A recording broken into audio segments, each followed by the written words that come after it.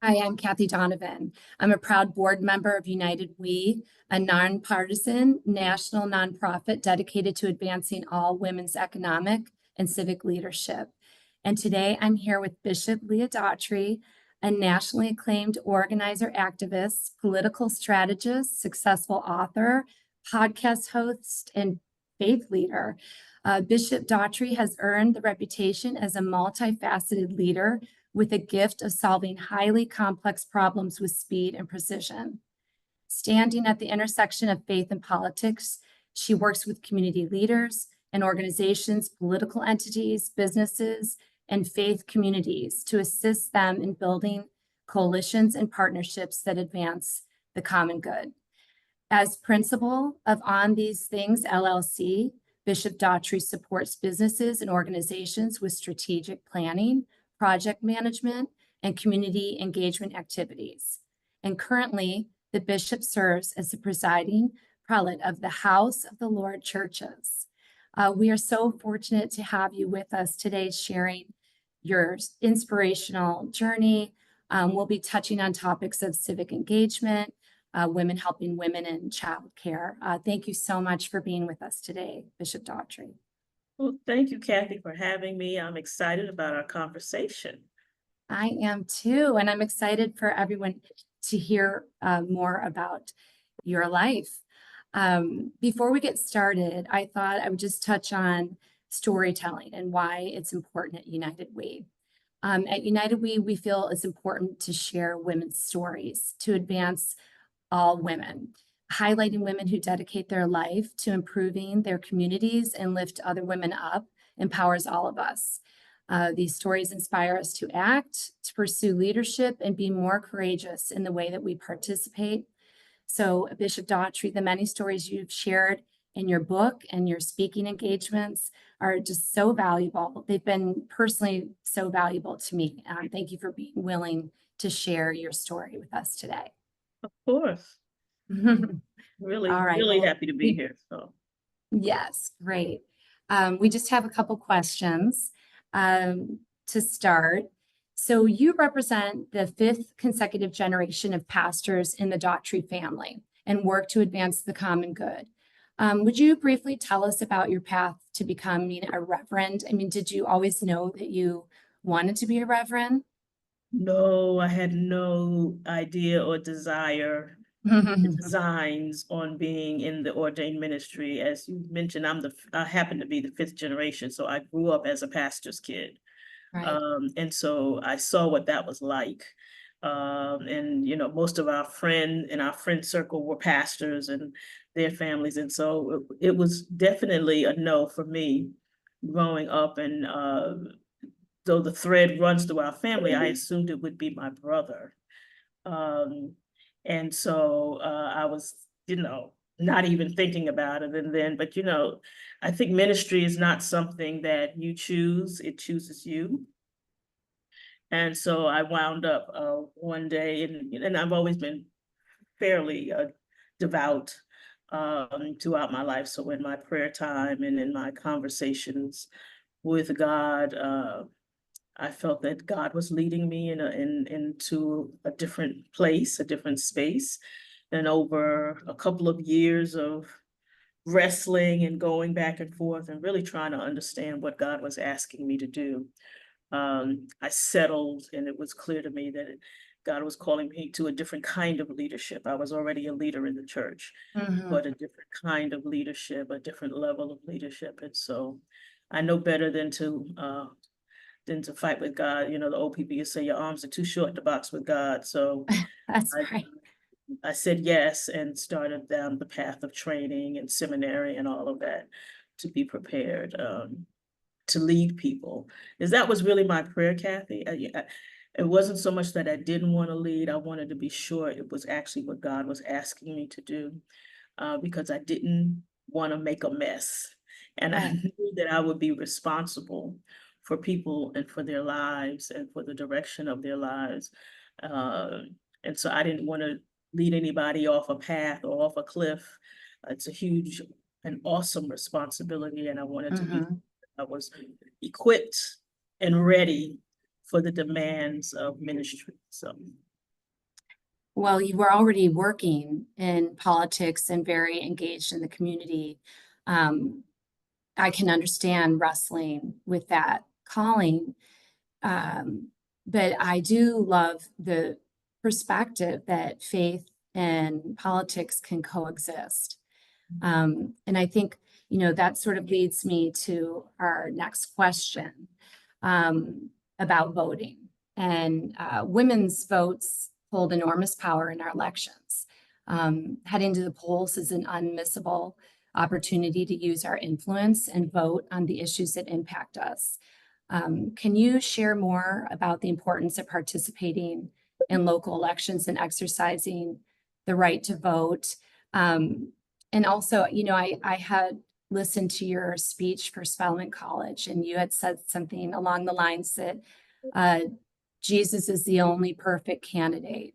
So I would love to hear about the importance of voting, but also what you might say to someone who's struggling with who to vote for, since there's so many issues at stake. That is true. Our world, our lives are so complex, and there are so many things that we are holding, particularly as women, holding in tension and in balance at any given time. Just think about your day and the different things you have to juggle. And so navigating the political process is the same. It's like what's the most important thing? Is this more important than that? How do I make a decision? And so what I encourage folks to do is it can be as basic as just sitting down with a piece of paper and saying, what's important to me? Mm-hmm. What's important in my life? Is it, if you have children, it may be healthcare, it may be the school system, it may be safety on the streets if your children are walking back and forth to school. It may be the curriculum in the school. But to really take a piece of paper, just what do you care about? What's impacting your life? And then look at candidates through that lens and find a candidate who best aligns with your point of view. You're not going to find somebody who aligns with everything you think, because if that was the case, you'd be running, right? So there's no perfect candidate. And I think I said this in the speech you referenced. There's no such thing as a perfect candidate. Jesus is not on the ballot. So that's the only level of perfection. And sometimes when we get involved in politics and we begin to look at candidates, we're looking for this level of perfection, which does not exist. Mm-hmm.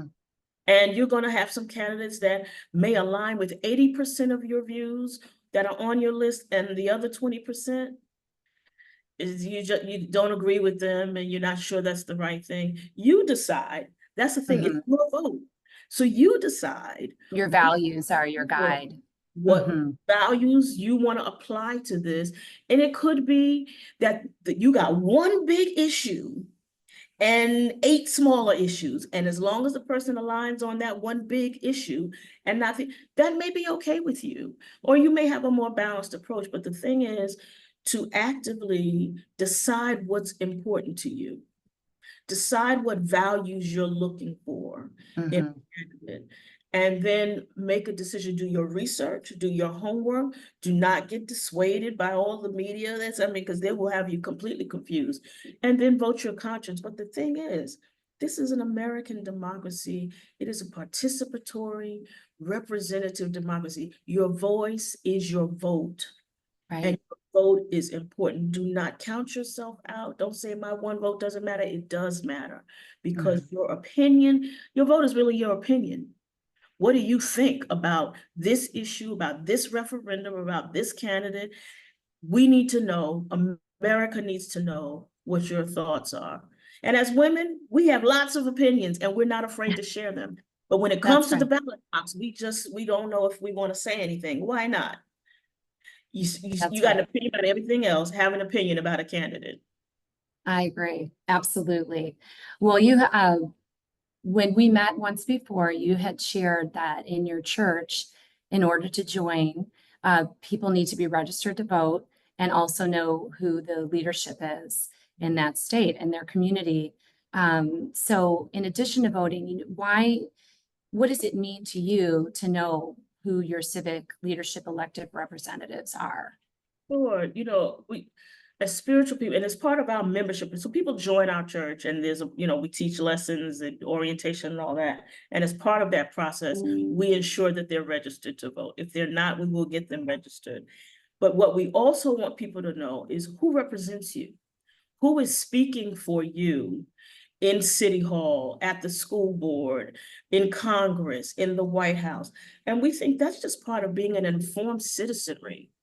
It is, we are spiritual beings, and in my faith tradition, we believe that there's life after this one, and we're all striving to get there. But in the meantime, we're living a human life right here, and we have to eat, we have to get our kids to school, we've got to be safe and secure, all of these things that are impacted by who's in government, by who's on the school board, by who the dog catcher is, by who the trash collectors are.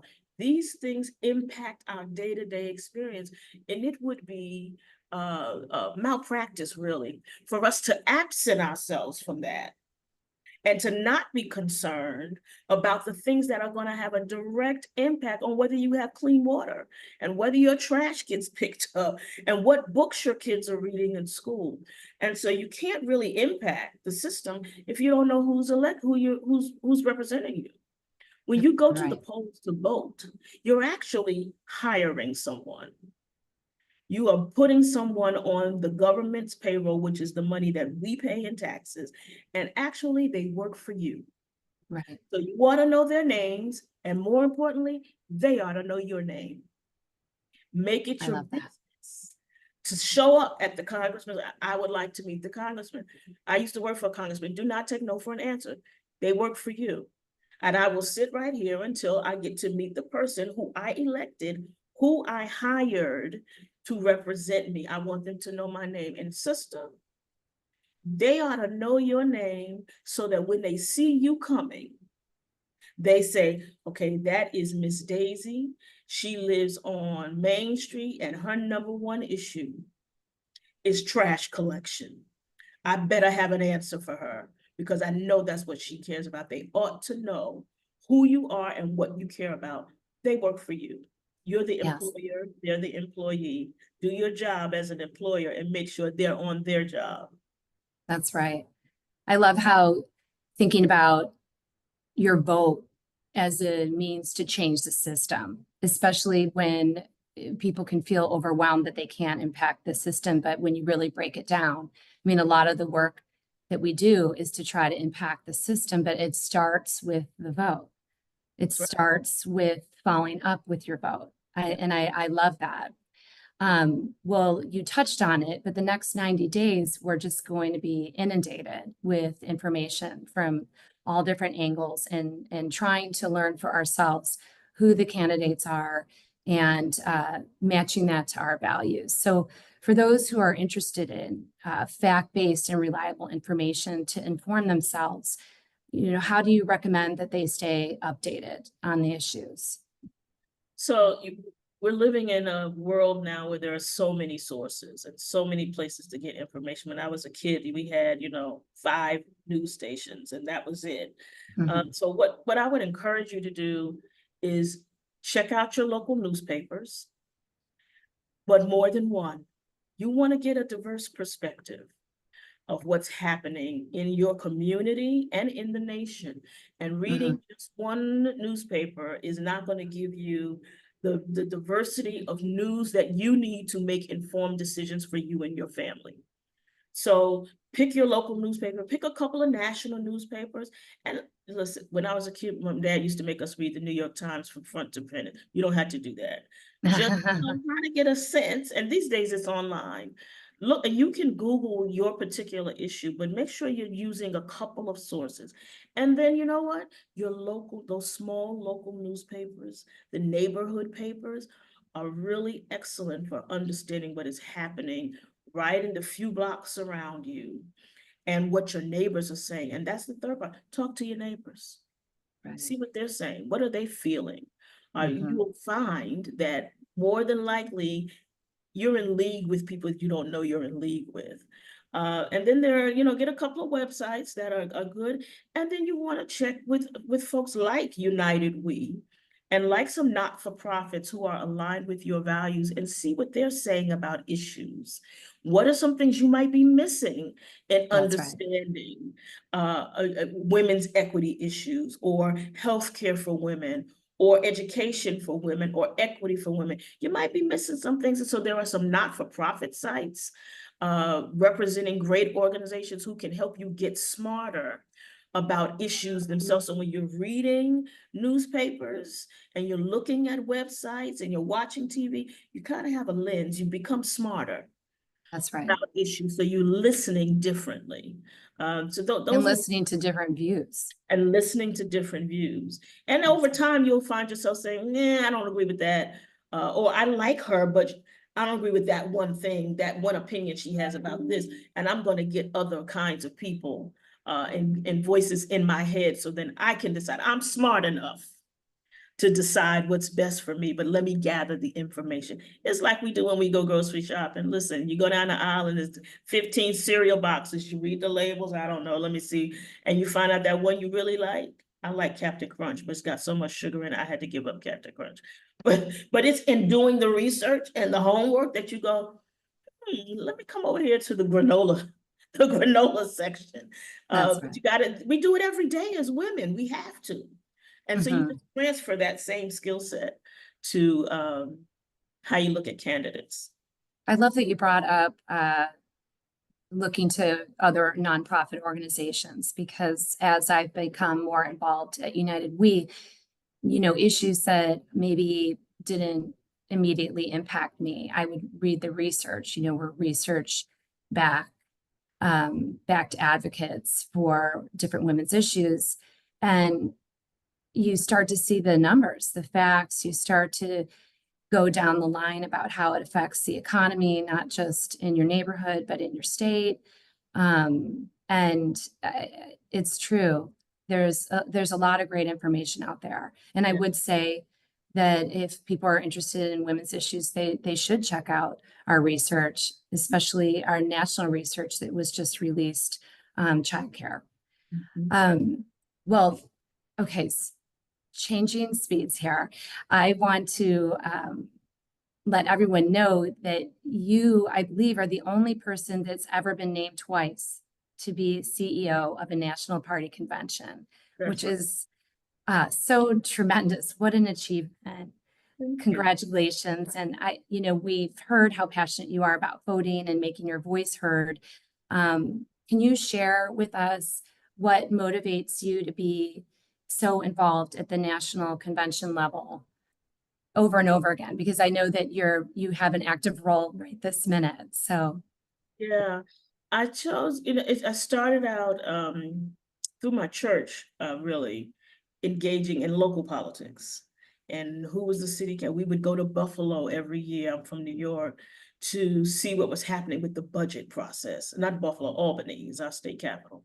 What was happening with the budget process, meet with our electeds to talk to them about the things that were important to us. And that was when I was 8 or 9 years old. We had the annual trip to Albany as a church. And so it sort of instilled in me this idea that they work for us. I should tell them what I think, and I should expect some results from the people who are representing me. So that, you know, that sort of local engagement blossomed into working for a member of Congress who actually represented our district. And from there, I went to the National Party to work on national elections. I had worked on the 1984 presidential campaign of the Reverend Jesse Jackson. That was my first presidential. And so now I'm in my 10th presidential. And the idea that the White House, the person in the White House, has such an outsized impact on the tone of our nation, the direction of our nation, the ideas and the policies that are important. Of course, the president does not pass legislation, that's the Congress, but it gave me a really good sense of this national perspective of the White House. And of course, I had worked on Congress, so then I understood how that federal perspective trickled down to the people on my block in Brooklyn. And so that just caught my attention and caught my eye. And I loved how the branches of government work together, and the fact that I could be engaged in really setting a tone, helping with a presidential campaign, and setting a vision and direction for our nation was just really appealing to me. I'm a great manager, so I get the jobs with that require good management of people and of money and all of that. So there's always a role for somebody in our party who's a great manager and can understands how the money flows. So that's how I got involved. And, you know, I do widgets. I'm a very good widget. I'm a Virgo. I'm obsessed with detail. And so the convention was a natural next step for me. I couldn't see it, but my boss did when he named me, the Governor Howard Dean. And so I just stayed in convention land, because in my head, I can see the end, and then I can work backward. I understand that. Mm-hmm. Yeah, just see where you want to wind up, and then you come back. And conventions are building small cities inside of a city. That's right. So you start, you know, okay, I gotta end here on this date. I don't get another day. I don't get another minute. It's gotta be ready. And then you back into it. You hire a great team and you lead them well, and you get a good product. That's right. Well, it's step by step. You know, you start out, you work hard, and people recognize that and give you more responsibility till the ultimate responsibility. Yeah. That's really amazing. Yeah. So, you know, at United We, research show, oops, excuse me.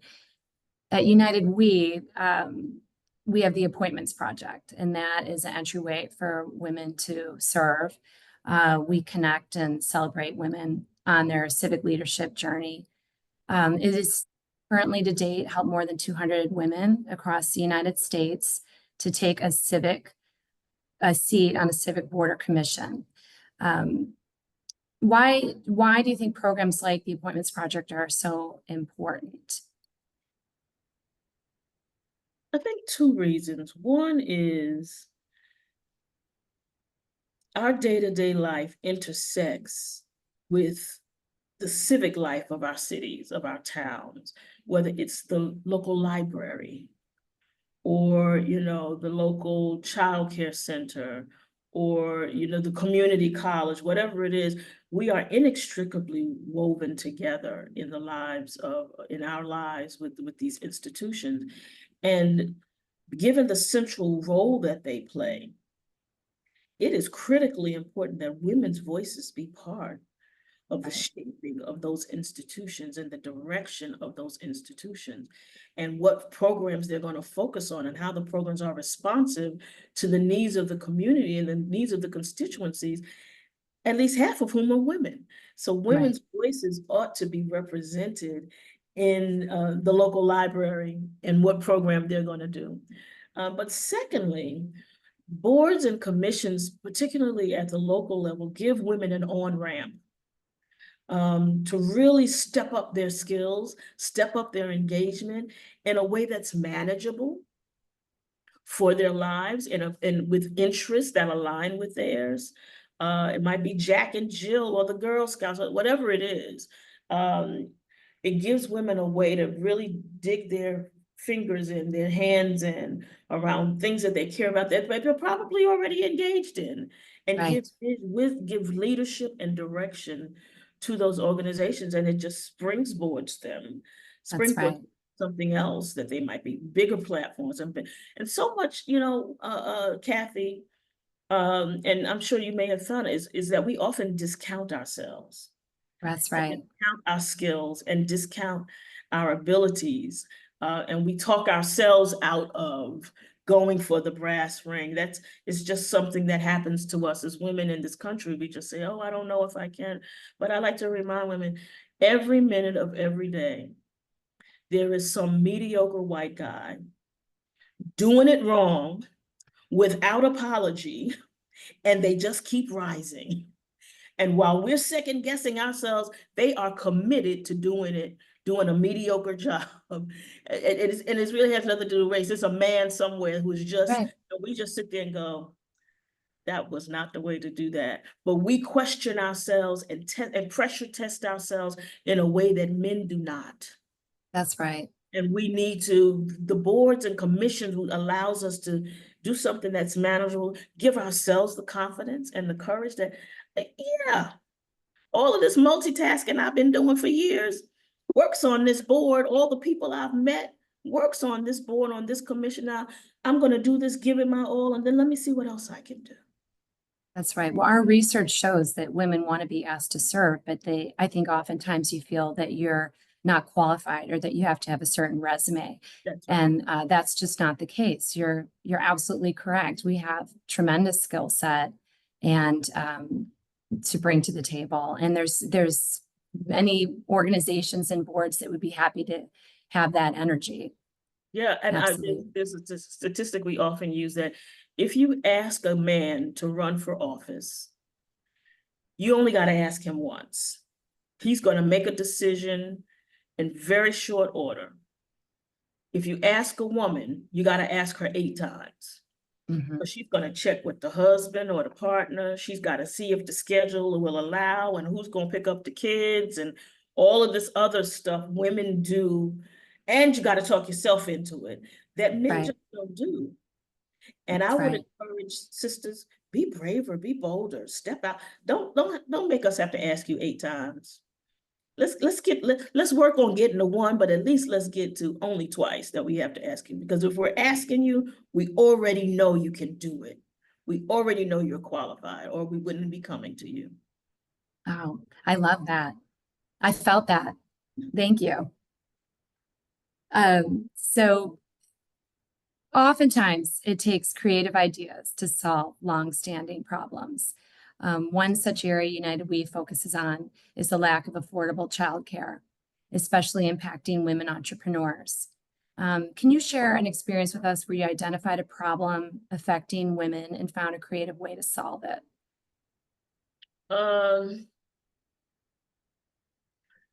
Back in the early 90s, when the AIDS epidemic was reaching peak,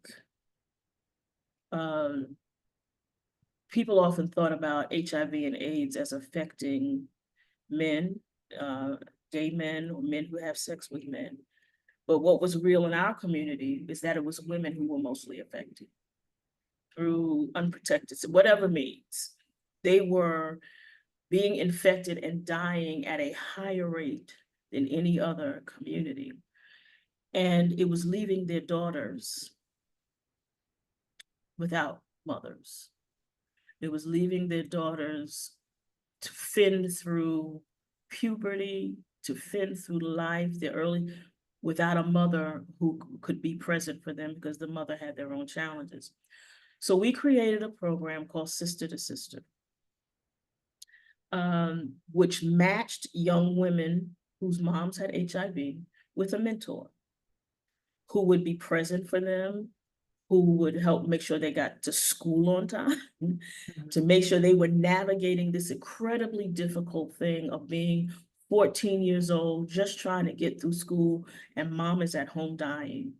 And mom can't pick out your prom dress, and mom can't take you bra shopping, and mom can't do all of the things that she wants to do, but is physically unable to do. So we created that program at the height of the epidemic.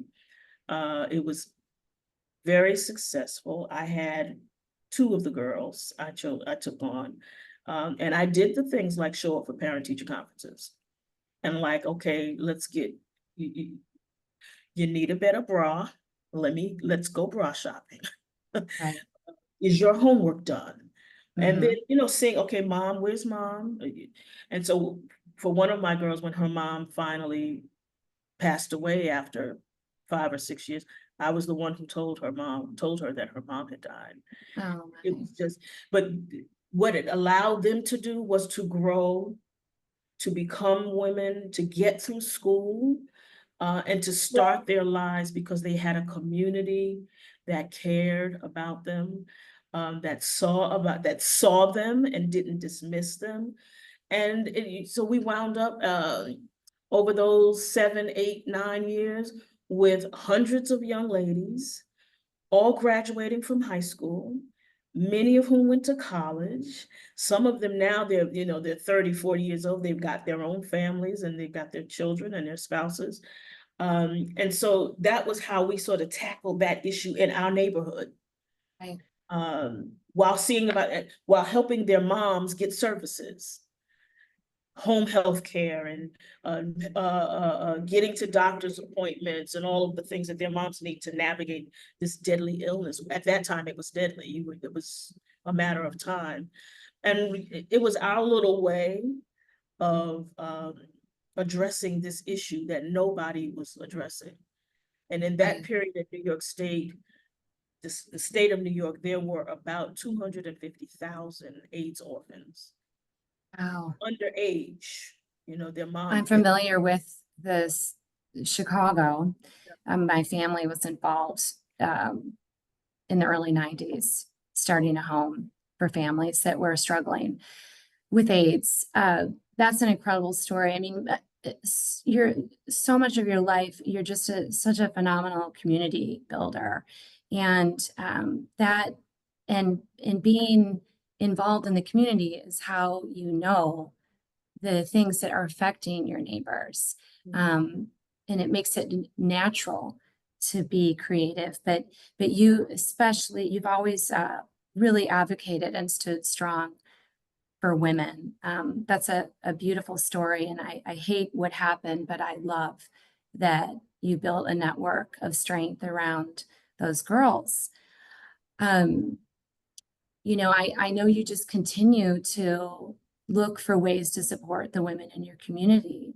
When we spoke last, you shared, I believe you shared a story about when the Barclays Center was opening, and they were looking for ways to support the community.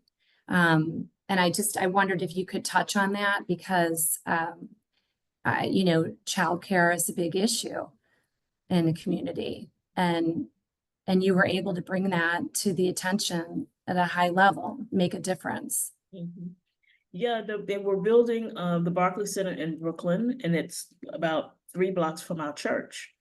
And so when we found out that there was going to be this arena, and given the kind of church that we are, we met with, it was the developer, who was then Bruce Ratner, and said, okay, you're bringing this thing, which we're excited about, but how is this going to benefit the people who live here?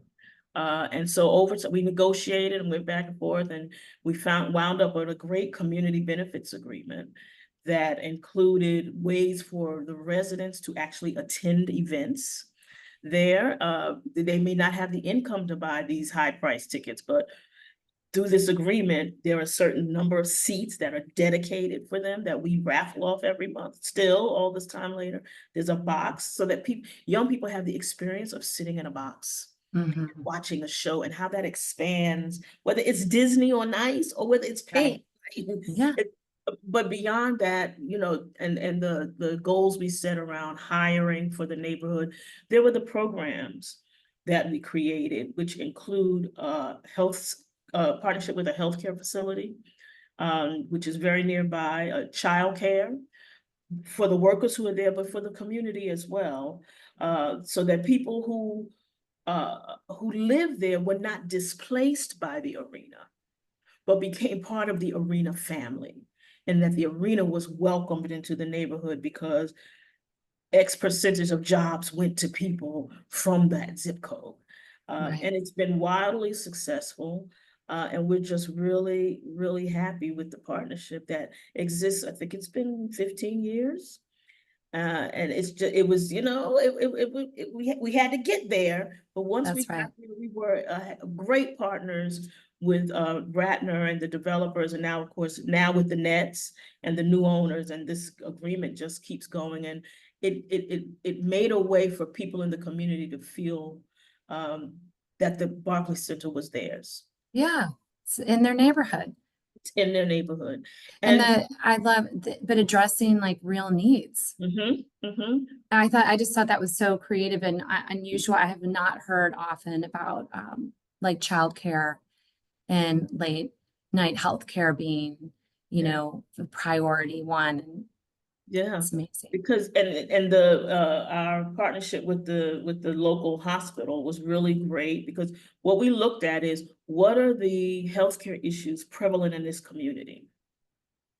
And they were diabetes, and it was foot care, and it was all these sorts of things that were unique in that demographic. We did the research, we learned it, and so the partnership with the healthcare facility addresses those things. Mhm. And allows people to, they don't have to go all the way over to the other side of Brooklyn, but also they can come at hours that work for them. And they don't have to choose between going to work or getting well. That's right. It's amazing. Just one of the many hundreds and hundreds things, amazing things that you've done.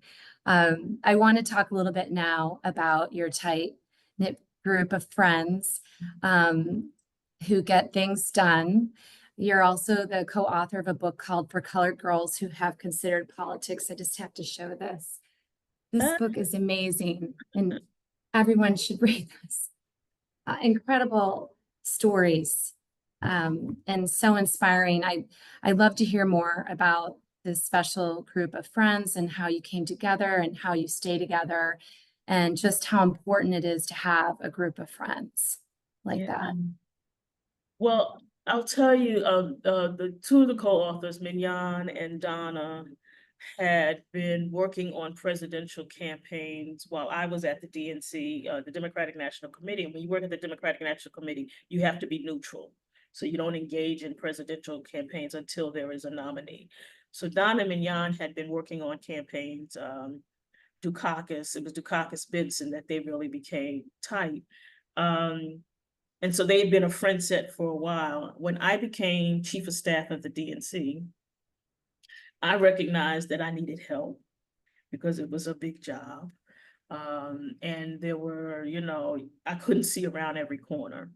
So I asked them, we all knew each other. I asked them if we could have dinner. And they were like, sure. And so we had dinner. Donna Mignon, Yolanda was living in California, but she came back for it, Tina Flanoy. And so we started having these regular dinners, and it started as help Leah not fail.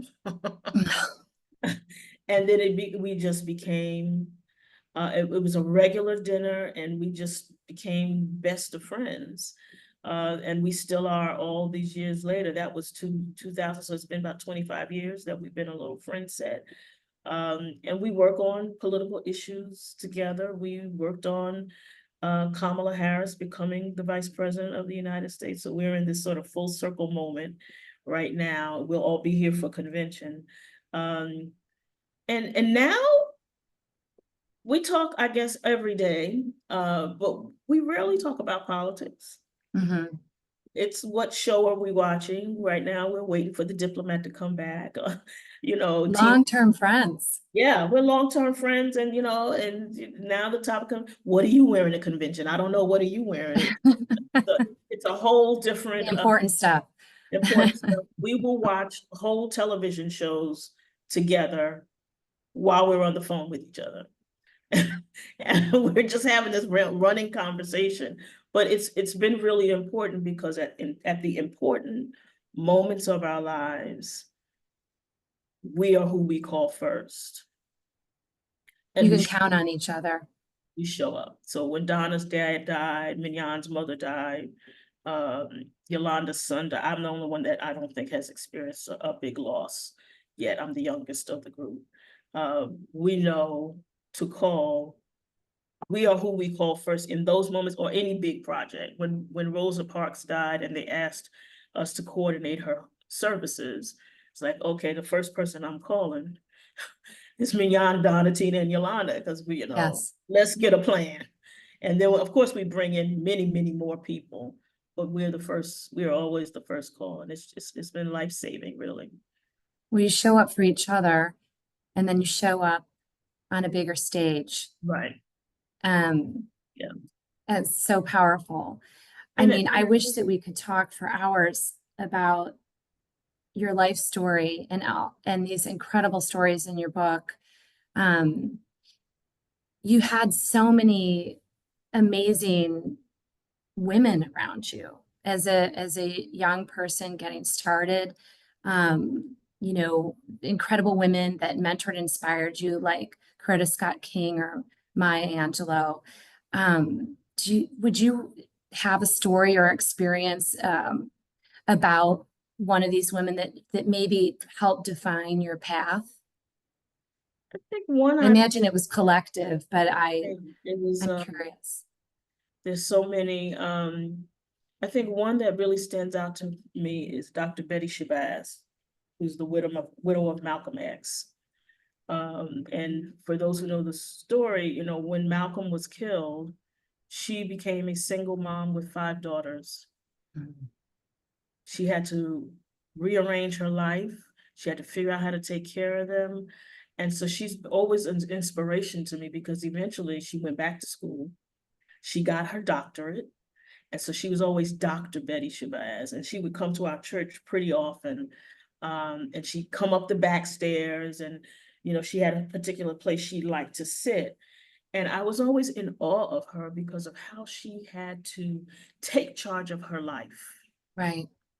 in the most horrific time Mm. and become the parent to these 5 little girls, redefine herself and move herself forward in a time, this was the 60s, where women were not expected to be pursuing advanced degrees, and she made it work. She became a college professor and an icon in our community. So I always hold her up as someone I thought she's unstoppable. Right. And she doesn't take no for an answer. Closed doors are not the end for her. They're just an obstacle that she's going to get around. And so Dr. Betty was really an icon for me. Well, I could see how that would influence you. Um, very, very similar person, Bishop Daughtry. I love that. Yes. Okay. United We is dedicated to empowering women by working to advance all women's economic and civic leadership. As someone who is getting to know United We, can you share what stood out about our organization and why you wanted to be involved? You know, I loved the niche you've created around engaging women through service, but not service for service, like for service back to the community through their involvement on civic boards and commissions. It's an overlooked place where decisions are being made That's about right. our lives, and we just don't have enough participation. So I just thought it was the most innovative thing I'd seen in quite a while. I love the idea of you training and pushing these and creating opportunity for women to step into leadership in That's this right. innovative way. And I just love that so much.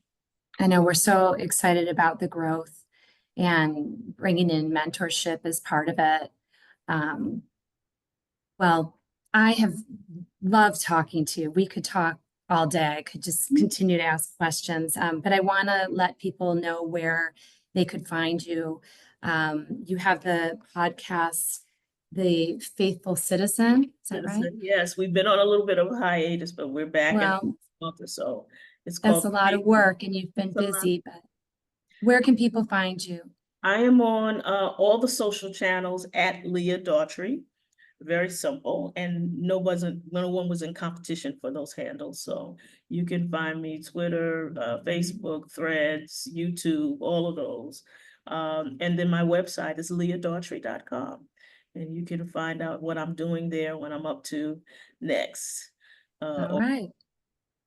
Well, I know I'm following you, so Thank you. thank you.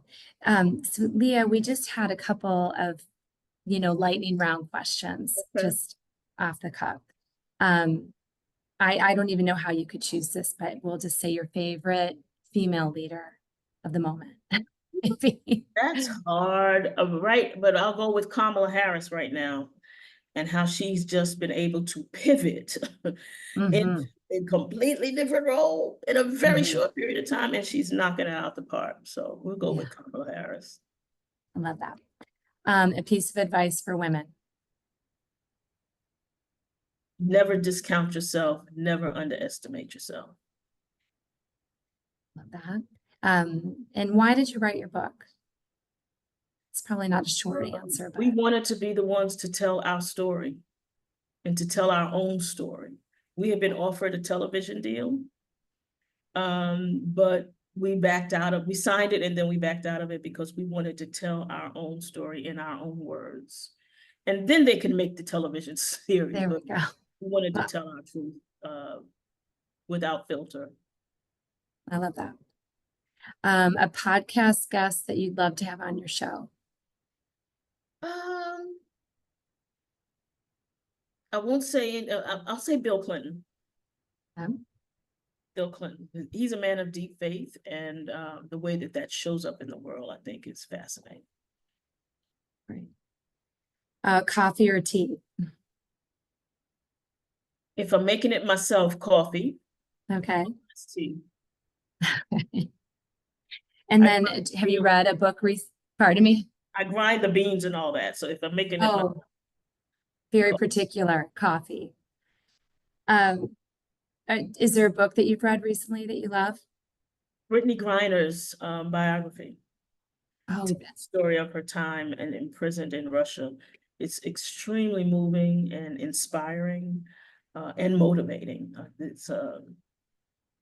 I hadn't read anything quite like that in quite some time. yeah. It's Well, amazing. thank you again. Thank you, Thank Kathy. you. I know how busy you are, and I'm so thrilled that our community can be inspired by your life and stories. Again, I would recommend anyone to follow Leah. If you haven't read their book, read this book. You have wonderful speaking engagements all over the internet, and I just really enjoyed hearing you talk. Thank you so much for your time. Thank you, Kathy, and God bless your work. Oh, Exciting you and needed. I'm glad God has called you to that moment and to this work. Oh, thank you so much. We appreciate you. Thank you. Good to see you, Leah. Good to see you. Take care. You God bless. too. Bye-bye.